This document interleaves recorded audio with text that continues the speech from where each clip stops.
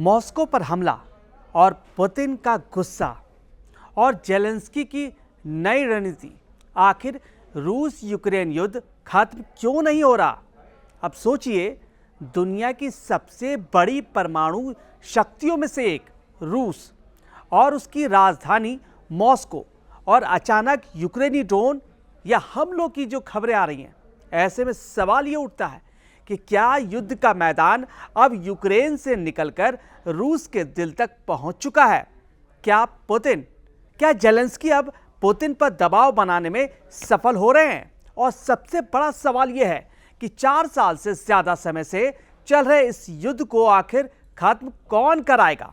आज हम रूस और यूक्रेन युद्ध को रणनीति, राजनीति और सत्ता के खेल के नजरिए से समझेंगे।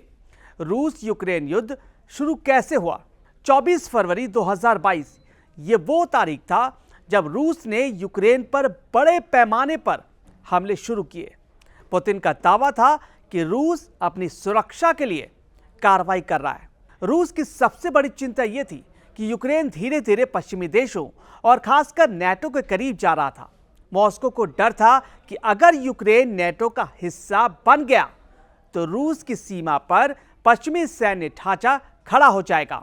दूसरी तरफ यूक्रेन का कहना था कि उसे अपनी सुरक्षा और भविष्य चुनने का पूरा अधिकार है। यहीं से शुरू हुई आधुनिक यूरोप की सबसे बड़ी जंग। पुतिन आखिर चाहते क्या है, यह भी समझ लेते हैं। पुतिन के लिए यह सिर्फ जमीन का युद्ध नहीं है, यह रूस की सुरक्षा, प्रभाव और वैश्विक शक्ति की लड़ाई है। क्रेमलिन का मानना है कि सोवियत संघ टूटने के बाद पश्चिम लगातार रूस के प्रभाव क्षेत्र में प्रवेश करता गया। पुतिन की नजर में यूक्रेन केवल पड़ोसी देश नहीं है, बल्कि रूस की ऐतिहासिक और रणनीतिक सुरक्षा का हिस्सा है। इसलिए उनके लिए पीछे हटना राजनीतिक रूप से बहुत मुश्किल है। और जेलेंस्की क्या चाहते हैं? जेलेंस्की के लिए यह अस्तित्व की लड़ाई है। अगर यूक्रेन रूस के दबाव में झुक जाता है तो उसकी संप्रभुता और स्वतंत्रता पर सवाल उठेंगे। जेलेंस्की का टारगेट साफ है, यूक्रेन की क्षेत्रीय अखंडता बचाना, पश्चिमी समर्थन बनाए रखना, रूस को इतना महंगा युद्ध देना कि वो बातचीत के लिए मजबूर हो जाए, बातचीत के टेबल पर आ जाए। यानी दोनों नेताओं के लिए यह युद्ध सिर्फ सैन्य नहीं है, बल्कि राजनीतिक अस्तित्व का सवाल बन चुका है। मॉस्को पर हमले का मतलब आखिर क्या है? युद्ध के शुरुआती चरण में रूस लगातार यूक्रेन के शहरों पर हमला कर रहा था, लेकिन समय के साथ यूक्रेन ने अपनी रणनीति बदली। अब उसका टारगेट केवल रक्षा नहीं है, वह रूस के अंदर सैन्य ठिकानों, एयरबेस, ईंधन डिपो और रणनीतिक इलाकों पर हमले करके दबाव बनाने की कोशिश कर रहा है।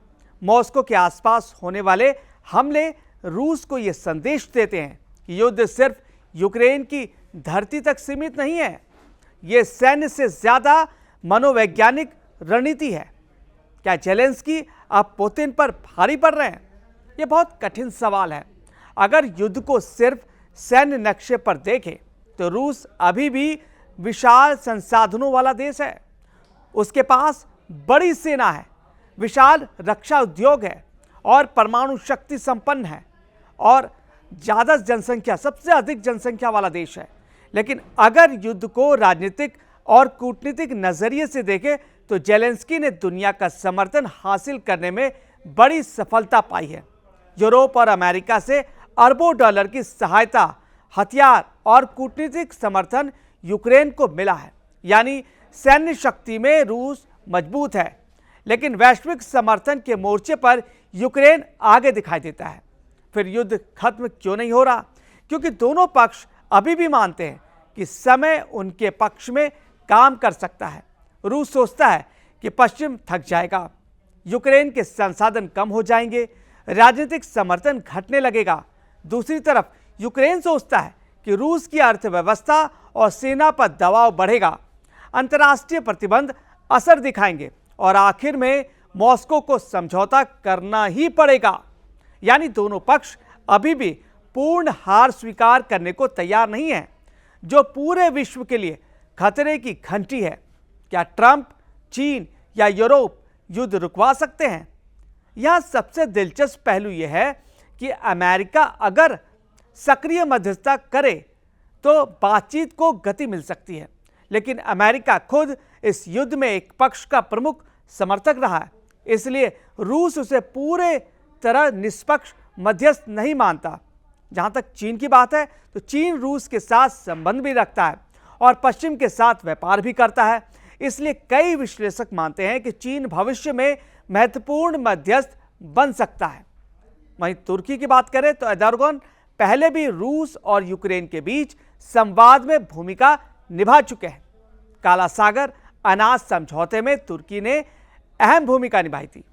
और जहां तक संयुक्त राष्ट्र की बात है तो यूनाइटेड नेशन लगातार शांति वार्ता की अपील करता रहा है, लेकिन उसके पास किसी पक्ष को समझौते के लिए मजबूर करने की शक्ति सीमित है।